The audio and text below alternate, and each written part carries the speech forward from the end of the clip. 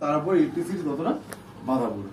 ঠিক আছে, এবার আমাদের মেন কাজ হচ্ছে যে রেজিস্টার কখনো শর্ট হয় না, রেজিস্টার আর কয়েল কখনো শর্ট হয় না। এরা কি হবে, না এদের ভ্যালু চেঞ্জ হবে, না হলে এরা ওপেন হয়ে যাবে, যে কোনো একটা হবে।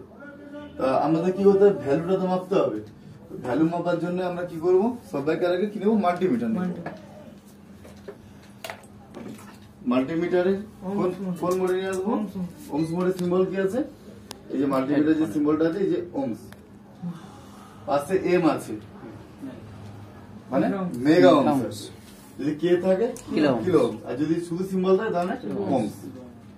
এর স্কিমেটিকে ডিনোটেড কোড কি আছে আমাদের, যখন আমরা ডায়াগ্রামে একে চেক করব, এটা আর হচ্ছে ডিনোটেড কোড, আর বা ভিআর যে কোনো একটা থাকবে, ক্লিয়ার।